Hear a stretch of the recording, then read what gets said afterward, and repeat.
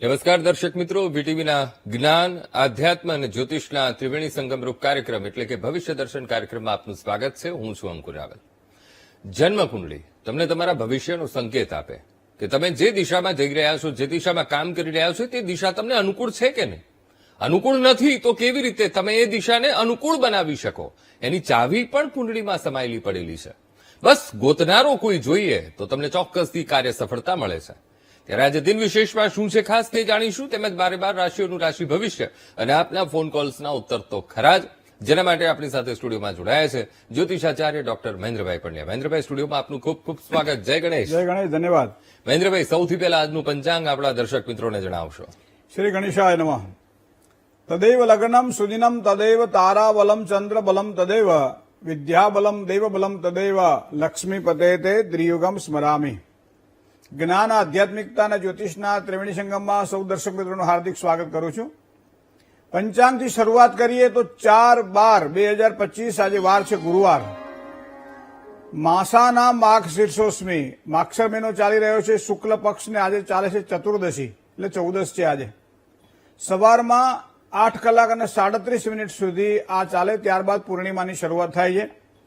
કૃતિકા નામનું નક્ષત્ર, શિવ નામનો યોગ અને વિષ્ટિકેતા ભદ્રા નામનું કરણ છે આજે.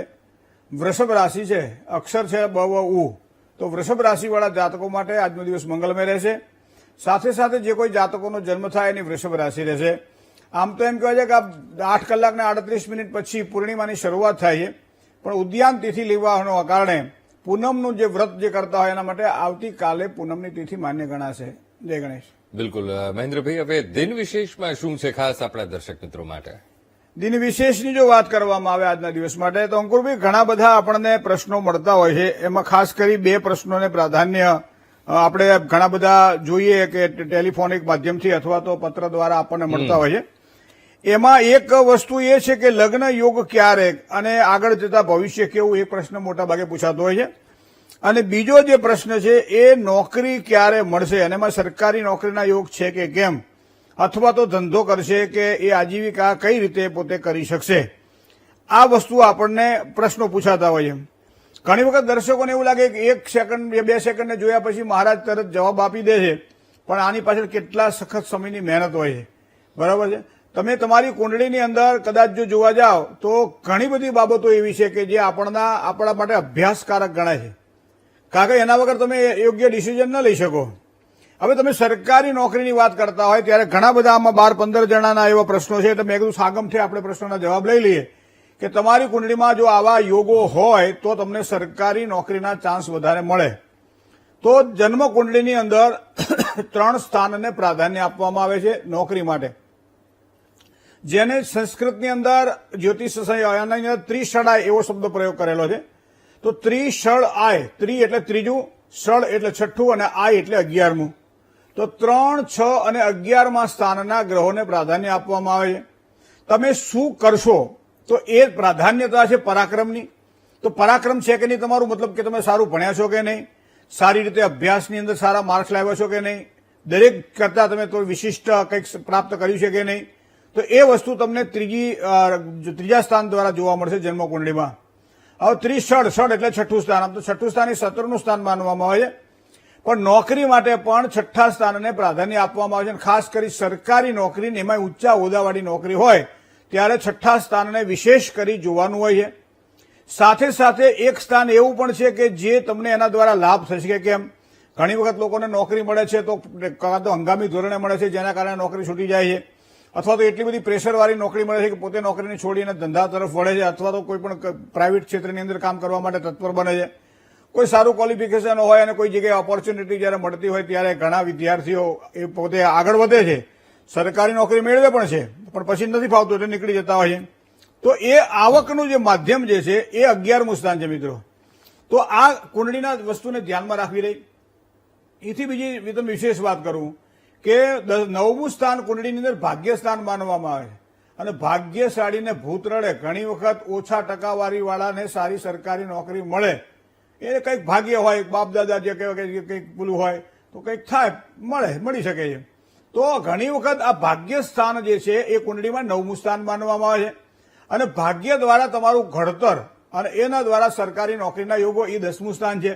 તો આ પ્રમાણે 9મા અને 10મા સ્થાનને પણ પ્રાધાન્ય આપવામાં આવે છે. તો આ કુંડળીની એક સામાન્ય વાત મેં તમને કરી. હવે તમે જોજો કે સામાન્ય કુંડળીની અંદર બધા જ ગ્રહો જે છે ને એમાં સૌથી વધારે અંશ જે ગ્રહનો હોય ને એને આત્મકારક ગ્રહ માનવામાં આવે. અને આત્મકારક ગ્રહ જો જન્મ કુંડળીમાં પ્રભુત્વ ધારણ કરતો હોય, નવમાંશ કુંડળીની અંદર જન્મ કુંડળીમાં રહેલા ગ્રહો વર્ગોત્તમી બનતા હોય, વિંશોત્તરી મહાદશામાં એ જ સમયે જયારે સરકારી નોકરીની તમારી ઉંમર હોય અથવા સારી કમાવાની તકો જયારે આવતી હોય ત્યારે વિંશોત્તરી મહાદશા સારી આવતી હોય, ષડચક્ર પ્રમાણે જો જોવા જઈએ તો એ હોરા, દ્વેષકાંડ, સપ્તમાંશ, દ્વાદશાંશ, ત્રિશાંશ વગેરે કુંડળીમાં પ્રબળત્વ ધારણ કરતા હોય ત્યારે સરકારી નોકરીના યોગ ઉભા થાય. ઘણી વખત આપણને બીજો પ્રશ્ન એ થાય કે સરકારી નોકરી મળે તો ખરી, પણ શેમાં મહેનત કરવી જોઈએ, શેમાં પ્રયત્ન કરવા જોઈએ? તો એની પાછળ પણ ગ્રહોને ધારણ કરીએ તો જે કે આત્મકારક ગ્રહ જે પ્રમાણે કુંડળીની અંદર અંશાત્મક દ્રષ્ટિએ જોવાય છે એ જ પ્રમાણે આત્મકારક સૂર્યને પણ માનવામાં આવે છે. અને એટલા માટે એમ કહેવાય છે કે સૂર્ય કુંડળીમાં પાવરફુલ હોય તો સરકારી નોકરીના યોગ વધારે સારા એને મળતા હોય છે અને ઓછી મહેનતે વધારે સારી સફળતા એ પ્રાપ્ત કરે છે. તો સરકારી નોકરી એટલે જો સૂર્ય હોય તો જે એમ્પ્લોયર જે છે એ કોણ? તો કે પોતે છે, અને એ છે શનિ.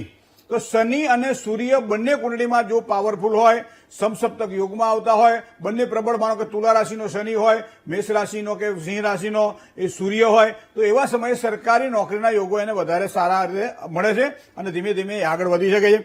પણ એ પ્રમાણે તમને કહું કે સૂર્ય જયારે મજબૂત બને ને ત્યારે સરકારી નોકરી મળે, પણ મજબૂત સરકારી નોકરી મળે. એનો મતલબ એવો થાય કે સત્તા, શાસન, સરકાર આ બધાને પૂર્ણ એને કહેવાય કે કેટલું બધું આત્મીયતા વધે એની, જેના કારણે નોકરીમાં એની પ્રગતિ થાય.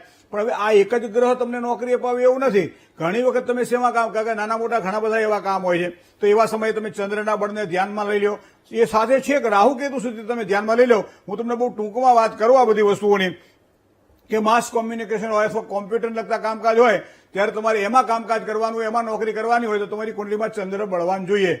એ ઉપરાંત મંગળની વાત કરીએ તો એન્જિનિયરિંગ ક્ષેત્ર હોય, ખનીજ હોય, તેલ હોય, અથવા તો લોખંડને લગતા કામકાજ હોય, અથવા જમીનને લગતા કામકાજ હોય, કોઈને ત્યાં પ્રાઇવેટ ક્ષેત્રમાં કામ કરવાનું હોય તો કોઈ બિલ્ડરના ત્યાં આવા લોકો કામ કરતા હોય સારું ભણી, તો એના માટે પણ અહીંયા મંગળ કુંડળીમાં જો પાવરફુલ હોય તો એની આજીવિકા મંગળની આ પ્રમાણે ગણી શકાય.